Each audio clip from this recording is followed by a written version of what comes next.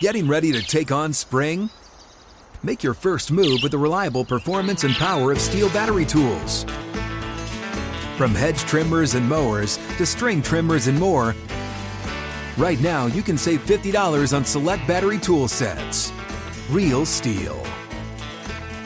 Offer valid on select AK system sets through June 16, 2024. See participating retailer for details. Live Nation presents Concert Week.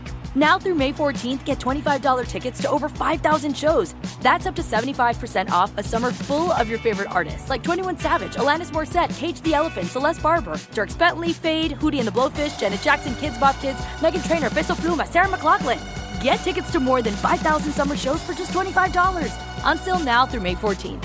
Visit LiveNation.com/Concert Week to learn more and plan your summer with Sean Paul, Sum 41, 30 Seconds to Mars, and Two Door Cinema Club. Welcome to the Greatest Plays Bracket Podcast, brought to you by Hackensack Meridian Health. Keep getting better. I am John Schmeelk, joined by the voice of the Giants, Bob Papa, as part of the Giants' 100th anniversary celebration. Our panel of experts, Bob of which was one of them, have gone back and selected the 64 greatest plays in Giants history to give the fans a chance to vote as to which one they think is the best. We've broken into 4 16-play brackets. This is the blue bracket. Bob, let's talk about it. And first of all, it was hard to get 16. Let's talk about it. I mean, we could have easily, for each of these brackets, we could have easily come up with another 4 or 5 plays from each bracket. Yeah.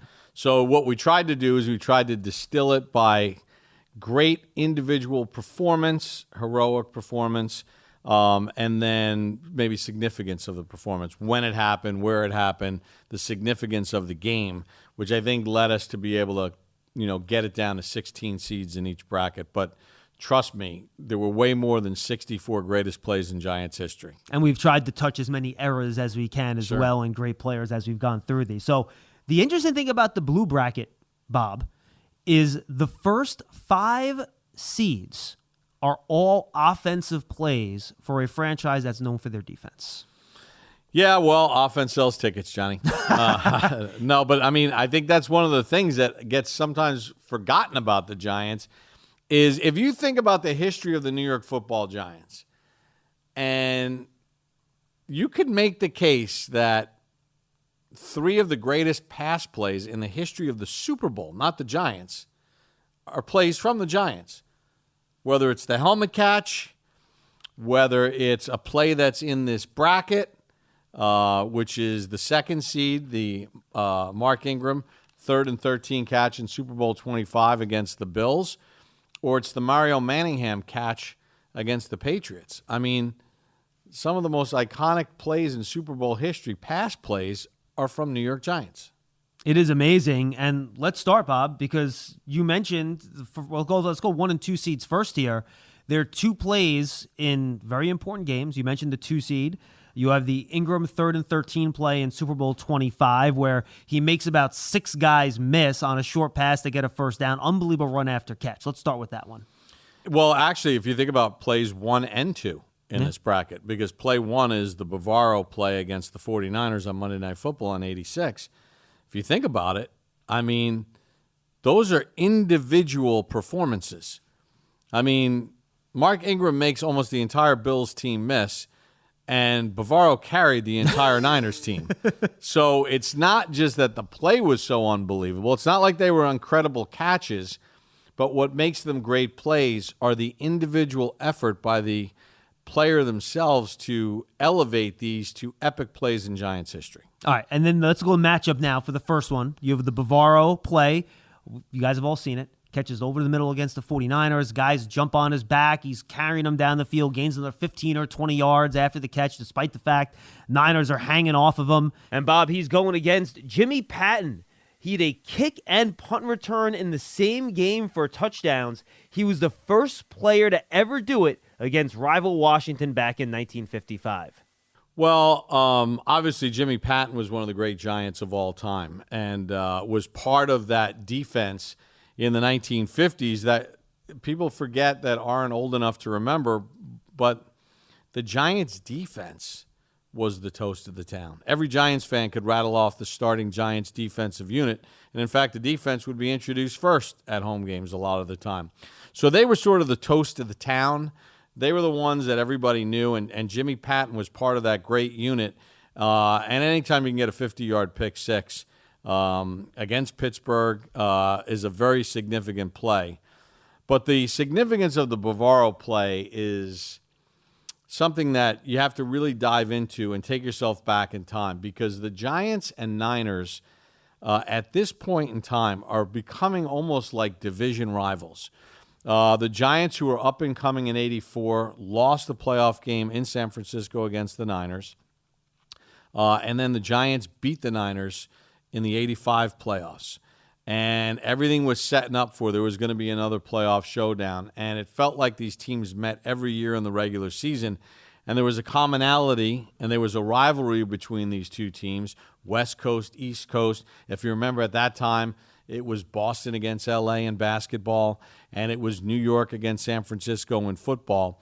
And there was this rivalry that was building between two teams that played different styles of football. The Niners were known for their offense, although their defense was very underrated, and the Giants were known for their defense. And this is on Monday Night Football, and the Giants are getting destroyed at halftime. They're getting beaten alive. And remember, back then, Monday Night Football started at 9 o'clock. So by the time you got to halftime, especially if you were a little bit younger, I'm sure there were some TVs clicking off. And Bavaro gave the Giants life, and this is a play that I think not only spearheaded them to another playoff win against San Francisco later on at Giant Stadium, but I think this really cemented the rivalry between the Giants and the Niners between 1984 and 1990 season. Yeah, and a very important game, Bob, and I think the way you characterize the two teams, I think, was good, where the Niners were that West Coast offense, Bill Walsh kind of finesse team, and the Giants were the blue-collar, rough and tough team, and that's Bavaro, right? He was the personification of that type of Giants persona, and him just running over and through a 49ers defense, I just think really encapsulated how the Giants fan base really thought about the matchup. Well, I think it sent a message to the team as well, because, again, they were getting smoked at halftime. I mean, the Niners were having their way with them, and I think this just woke everybody up and realized, hey, we're not going down lightly. We may lose this game, but we're not going down without a fight. And, of course, the Giants went on to win the football game. And to your point, they would later take on the 49ers in the playoffs and then, of course, have a chance to go to the Super Bowl. All right, so let's go in order now. The winner of that 116 matchup, Bob, will take on the winner of the 8-9 matchup here. Now we have some defensive plays into the mix here, and we'll get to the rest of those offensive plays as we move along. You have Osi Umenyiора's 6th sack, September 30th, 2007. Eagles on a 4th and 18. Osi sacks McNabb, 9-yard sack, forces fumble, team record 6 sack. Giants win that game 16-3, and that goes up against maybe one of the great individual matchups of yesteryear between two Hall of Famers. Yes, Sam Huff stopping Jim Brown at the goal line. The Browns have to settle for a field goal in that game, and the Giants wind up winning the football game 13-10. Points were at a premium. Tom Landry, who was the Giants' defensive coordinator at the time, came up with the umbrella defense, the 4-3 defense, and it was designed specifically to stop Jim Brown because he was the greatest player in the NFL at that point in time. And in order to run this defense, you needed a middle linebacker, and the Giants had one in Hall of Famer Sam Huff. So this was mano-a-mano. Huff stopping Brown at the goal line. They each had their wins in the battles against each other, but I think this kind of epitomized what the Giants of that era were all about. No question, and I think that OC 6-sack game with the way that Giants front dominated in that era in 2007 epitomized what that Giants team was all about. Poor Winston Justice was all over the highlights that night, just couldn't block those Giants defensive ends. And OC, who is the quintessential speed rusher, as you talk about all-time NFL, let alone just Giants, was the dominant player in that game. Yeah, I mean, it's almost as if this was this play is really it's more of a moment, right, where you're getting 6 sacks in a game to set a franchise record that's had some great sack artists starting with Lawrence Taylor, who happened to be in the building that night, and, of course, Michael Strahan. So some of these are individual performances. That was the greatest plays all wrapped up in one for OC. But this is a really tough matchup with two great defensive plays. It is, absolutely. All right, let's jump to the next one, Bob, the 5 and the 12. And we go back to Homer Jones here. This is that fifth offensive play we talked about in the top 5. A 98-yard touchdown catch from Earl Morrall in that game. The Giants were down 14 in the fourth quarter. They scored 2 touchdowns to come back and win. And I love the stat line from Homer Jones in this game. 2 catches, 173 yards, and 86.5 per catch average with those 2 touchdowns. Of course, Homer Jones also invented the spike, Bob. So this epitomizes Homer Jones and what he could do in one game. Wasn't there. I was only 2 at the time, but it begs the question, if there was sports talk radio back then, if he had 2 catches for how many yards was it? It was 173. Why don't you throw it to him more? Yeah. But he was a dynamic player. He was a Pro Bowl player. This record of 98 yards stood until 2011 when Victor Cruz broke it on Christmas Eve against the Jets.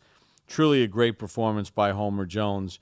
So, you got to throw that up in there. It goes against a defensive play, though. Yeah. Goes against a defensive play, which is pretty cool. Yeah, absolutely. Mark Haynes, end zone fumble, gets the touchdown, gives the Giants a 27-7 lead and win over the Eagles on December 27th, 1981.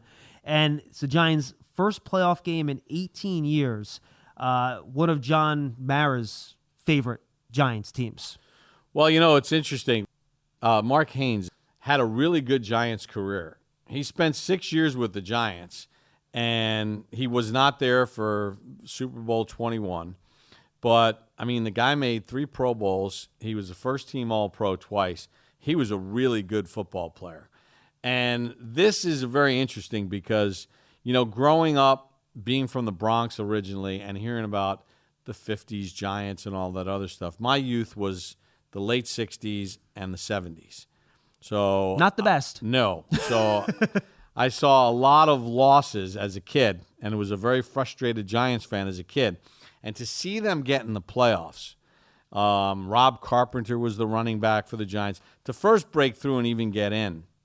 And then this improbable end zone fumble recovery that the Giants actually took a dominant lead against an Eagles team that was really good, coached by Dick Vermeil. They were in the Super Bowl the year before, having lost to the Raiders. And the Giants weren't expected to win this football game, especially on the road in Philadelphia. So the Mark Haynes fumble recovery was very significant because it got the Giants out to a big lead, and they wound up advancing. Now, whenever you can beat the rival Eagles in a playoff game, and this play was a big part of that, and the Eagles tried to come back. They came back to 27-21, but the Giants held on for the victory. All right, let's go to that 4-13 matchup, Bob. This is one of those 5 offensive plays in the top 5 here. The Hakeem Nicks Hail Mary going down to the end of the first half in the 2011 NFC Championship game against the Packers. Back to throw, Eli Manning. Hakeem Nicks goes up and gets it, and it helped the Giants pull away in a game where they ended up winning fairly comfortably, but at that point, the game was still very much in doubt. Yeah, and remember, the Packers were the number 1 seed that year. 14-2, if I remember right. They were one of the they were the best team in the NFC, and there was a play that happened before this play that was significant because Eli Manning late in the first half kind of checks down to Ahmad Bradshaw, and how many times do you see a guy turn upfield, see some daylight, and tries to get more? Bradshaw, who always played with an exceptionally high football IQ, doesn't try to get more yards. He knew I had gotten enough yards to get us in position to try a Hail Mary, and then he just makes a beeline to get out of bounds to stop the clock, which then sets up this play. And it's really kind of interesting because when you watch most Hail Marys, there's a lot of pulling and fighting and tugging. Not really sure what the Packers were doing there because Nicks was able to go up pretty cleanly and make the play, but you're right. It started the route. And this game really in the second half wasn't as close as the final score would indicate. There was a horrible roughing the passer call against the Giants, and Rodgers got a tack-on touchdown to make the score close. But that really did send the number 1 seed back to the locker room at halftime, knowing they looked beaten when they went back to the locker room. and you don't really hear a lot of boos at Lambeau Field, but there were some boos at Lambeau Field that day. And I just want to throw on top of this, too, it underlines what an unbelievable playoff run Hakeem Nicks had, and, of course, Eli Manning as well in 2011.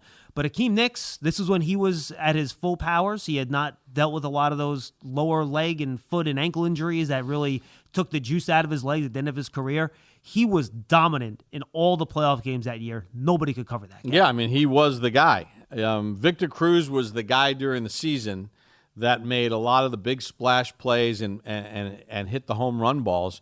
But in the postseason, Hakeem Nicks made big play after big play after big play, starting with the Falcons game with the cross and where he took off and went for the touchdown to a Hail Mary like this. He was a dominant figure in that postseason. Now, it's going against the Sneakers game from 1934. Think about this. Think about what the equipment was like in 1934. And think about the field conditions. You know, now the field conditions are all perfect. They're inspected by the league. And when there are problems with a field, you know, a lot of it is kind of nitpicking, you know. But these were like bad fields. These were games played in baseball stadiums. They didn't have the techniques to resod and everything else. And the Giants, because of their connection with Manhattan College, they were able to go get some sneakers because the ground was frozen to get better traction. And Ken Strong going 42 yards on frozen dirt and whatever was left of the grass at the Polo Grounds in 1934 at this time of year, good luck. That has to be one of the greatest performances ever. Giants win 30-13, and there's another second Sneakers game a little bit later on as well. All right, let's go to the next matchup, Bob. We have LT sacking Gary Danielson, who some fans might know is more as a broadcaster now than a quarterback, against the Lions on Thanksgiving. And he's going up against Mel Triplett's 17-yard touchdown run that helped start a 47-7 rout of the Bears in the 1956 NFL Championship game. Yeah, sneakers game too. Yep. And again, put on a pair of basketball sneakers and go run on frozen dirt and grass. And you're going against the Bears in the NFL Championship game. This one was played in Yankee Stadium. 1956 was the Giants' first year in Yankee Stadium. And when you have a 17-yard touchdown run that kicks off a 47-7 route, certainly one of the greatest plays. And then, well, this play of Lawrence Taylor just signifies everything. Because he one hand and just flings him. One hand, and he I mean, remember, these are grown men. It's not like when you're playing with your kid and you're playing Nerf football or something like that. But that's what it looked like. Toss them around. Exactly. It was the brilliance of Lawrence Taylor. Truly one of the greatest plays in Giants history. Yeah. I mean, just one hand on Thanksgiving. He slammed him down like a turkey leg. Just took him, slung him around in a circle, and flung him down to the ground. Unbelievable play by LT. All right, let's go to the number 3 seed, number 14 seed. The 3 seed, Bob, might be a play that Giant fans have seen before. Odell Beckham Jr., a big one-handed catch back in 2014 on the sideline against the hated Dallas Cowboys. Well, yeah, I mean, this is a significant play for a zillion different reasons, right? I mean, emojis have been made up of it. It sent Odell into a whole different stratosphere with just this one play. The thing about the play that is really so impressive is the fact that Odell was fouled. He was interfered with. And while being interfered with, he's able to make the catch over his head while horizontal. But he doesn't fall out of bounds. He doesn't lose the football as he makes contact with the ground. And there were a lot of people that were watching in real time. They're like, oh, I think he caught it. And then it was like, oh, yeah, and he even scored a touchdown out of it. It from an individual greatest play standpoint, it certainly is one of the most athletic, dynamic catches in the history of the National Football League. And we had seen one-handed catches in the NFL before that, Bob, but it was oftentimes guys cupping the ball. This was the first time, really, with the new era in these new wide receiver gloves that are extra sticky, where the guy catches it like a baseball. He caught the football like a baseball, one-handed in his fingers, and now all wide receivers try to do that sort of stuff now, but this was really the first. All wide receivers, yeah. How about like kids playing flag football? Still try to do the Odell, which I would not recommend for your kid whose hand's not big enough to try to do the Odell, and they try to do it, and they usually drop it. I feel like you've had that conversation with your son before, Bob. My sons. Yeah, I mean, it's an incredible, unbelievably gifted play. The Giants didn't win that game. And, it turned out to not be a playoff year or anything like that. But from an individual greatest play, it certainly deserves its place in this bracket. But a tough matchup against another significant play. This one, a game winner. Eli Manning, a 2-yard touchdown pass to Amani Toomer with 5 seconds left to beat the Broncos 24-23, October 23rd, 2005 at Giant Stadium. The last game Wellington Mara would be able to watch before he unfortunately passed away. And everybody knew it. Everybody knew that Mr. Mara was sick. I think this game has such elevated significance. I mean, the Odell play is the Odell play, and it's one of the great individual plays. But now when you take a look at this game winner in the context of what was happening, this is Eli's first year as the starting quarterback. The Giants are in position to get to the playoffs for the first time with Eli Manning as the starting quarterback. The Denver Broncos were a very good football team, and this is almost history redone because of the Kent Graham to Amani Toomer touchdown pass a couple of seasons earlier when the Broncos were undefeated. I think the significance of this play with 5 seconds remaining and the fact that Toomer, who had beaten the Broncos a time before with a touchdown catch, and it's Eli's first year, and obviously with Mr. Mara being sick and everybody knowing that he was going to pass short, at pretty close. I think the significance of what this meant and the fact that it happened in a home game at Giants Stadium, pretty significant play in Giants history. No question about it. Let's jump to the next matchup here, Bob. The 7 seed. Rosie blocks 3 men. Rosie Brown, one of the greatest Giants in history, dominating the Eagles in this matchup. A 1975 Pro Football Hall of Famer, Bob. One of the best value draft picks in the history of the NFL. A 27th round draft pick turns into one of the best offensive tackles of all time. It's a 2 different era matchup because it's going against number 10, Mel Hines' 50-yard pick 6 against the Green Bay Packers. The only touchdown of his 15-year career because the guy played center. But by the way, he did more than that, though. He played all over the field. He played defense, too. Right. Well, I mean, back then they played both ways. First of all, let's start with Roosevelt Brown because not only is he one of the greatest Giants of all time, but he's one of the greatest left tackles in the history of the sport. If you break it down, obviously the size and the guys are much bigger and stronger and faster now. But when you put it in relative terms, from a technique standpoint, Rosie Brown is mentioned not only in Giants circles, but he's mentioned in NFL circles when people talk about the greatest offensive lineman.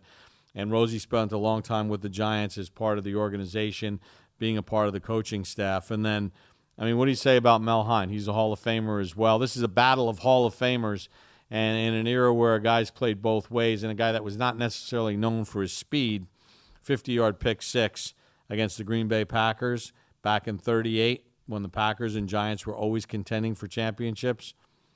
Enough said. I admit, I was not as familiar as I should have been with Mel Hines, Bob. I'm sure younger Giant fans have probably heard the name, but they don't understand how great of a player he was. Can you put Mel Hines into context for maybe some of the younger fans out there? Well, he's when you get into the Hall of Fame and like the first class of the Hall of Fame, that means something. And he was a dominant player. Again, the game was so different back then. And, most of the guys had to play 2 ways, but, he was a star in a young National Football League and a guy that helped the Giants be one of the prominent teams in the National Football League and win an early championship. All right, our final matchup, the 2 and 15 seed, Bob. We already talked about the 2 seed, the Mark Ingram 3rd and 13 catch against the Bills in Super Bowl 25. Really unbelievable play that sets up Otis Anderson's touchdown run. And that's taking on Amani Toomer's toe drag play against Green Bay. Really, and I had forgotten about this play, Bob. Then I watched a video in preparation for this. It's that NFC Championship game in the cold weather against the Packers in 2007. Diving play over the sideline, not to the sideline, over the sideline. As he gets to the ground, he gets that second toe in to catch the pass on the sideline. unbelievable catch, especially given the conditions. Yeah, I mean, it's not like he just dragged his toe and got it in. Amani was horizontal, and it looked like the one toe wasn't going to get in. But to have the body control, and I know Amani worked very hard on his conditioning. I know he had used martial arts earlier in his career for body control. And when you think about the significance, because every possession counted in that game. Every possession was so critical. And when you take a look at the weather conditions, what he was about to land on, a frozen field, and then to have the wherewithal to be able to get that second toe down, I mean, it truly is one of the great individual plays, especially when you think about the significance of it, with it happening in an NFC championship game with a chance to go to the Super Bowl. And maintaining control, too. You mentioned he lands arms first. That's the first thing that hits the ground on a play in his arms, which are cuffing the ball. And he holds on to it despite the fact that ground was like concrete. Yeah, he had it locked in. I mean, Amani, listen, he's the Giants' all-time leading receiver for a reason. And again, significance. I put into this significance when he did it, where he did it, what was at stake, elevates it for me. But I think the matchup that he's going against is a pretty tough one because, again, the Giants, number 2 is Mark Ingram's 3rd and 13 conversion in Super Bowl 25, which we touched upon at the beginning. It sets up Otis Anderson's touchdown run. But really, if you think about it, the Giants' game plan, they had the ball for 40 minutes in that game. Everybody knew about the K-gun offense and the Buffalo Bills and keep the ball away. So the Giants kept the ball away and had the ball for 40 minutes. So every third down conversion was critical because if you don't convert, you're giving them the ball back. And at this point in the game, they hadn't figured out yet that, let's see, the Giants really don't have any D linemen in the game and maybe one guy's hand's in the dirt. Maybe we should try to run it. Fortunately for the Giants, Buffalo never picked up on that cue until the end of the game when it was too late. But this was significant. I mean, again, every possession, keep away. And Ingram's individual effort on this play, eluding tacklers, darting, dancing, but then the whole end of the play where he's being grabbed around the ankle and like you would a little kid trying to hold on to your leg as you drag him across the carpet, he's dragging and hopping on one leg to get what was needed for the first down. Truly, in my opinion, one of the most incredible plays in Giants history. Yeah, and I love this bracket, Bob, because you mentioned there are so many games that have significance in it. NFC title game with the tumor toe drag, Ingram in the Super Bowl, Triplets 56 title game touchdown play. You have the sneakers game in here, right? You have the Wellington Mara, his final game that he's able to watch in here. The rivalry game and the Monday night game with Bavaro against San Francisco. Rivalry win with OC against the Eagles. Sam Huff stopping Jim Brown in a championship game. I mean, there's so many games of significance. Yeah, I mean, because the Giants and Browns are playing week after week here. They're playing at the end of the season. They're playing in the postseason with the right to go to the championship game. You know, in the Eastern Conference, the road went through those two teams. So the significance of the games in this bracket are pretty amazing. It really is. Bob, awesome stuff. Always fun to catch up on the greatest play. So stay tuned to everything we're doing with the 100th anniversary podcast, folks, and all of our celebrations, social media, Giants.com, the Giants app, and, of course, stay tuned to all of the Giants social media channels. Go to Giants.com/podcast, the Giants app, for all of the Giants podcast offerings. For Bob Papa, I'm John Schmeelk. Thanks for being with us on the Greatest Plays Bracket podcast, brought to you by Hackensack Meridian Health. Keep getting better. Live Nation presents Concert Week. Now through May 14th, get $25 tickets to over 5,000 shows. That's up to 75% off a summer full of your favorite artists like 21 Savage, Alanis Morissette, Cage the Elephant, Celeste Barber, Dierks Bentley, Fade, Hootie and the Blowfish, Janet Jackson, Kids Bop Kids, Meghan Trainor, Bissell Pluma, Sarah McLachlan. Get tickets to more than 5,000 summer shows for just $25. Until now through May 14th. Visit livenation.com/Concert Week to learn more and plan your summer with Sean Paul, Sum 41, 30 Seconds to Mars, and Two Door Cinema Club. Getting ready to take on spring? Make your first move with the reliable performance and power of Steel battery tools. From hedge trimmers and mowers to string trimmers and more, Right now, you can save $50 on select battery tool sets. Real STIHL. Offer valid on select AK system sets through June 16, 2024. See participating retailer for details.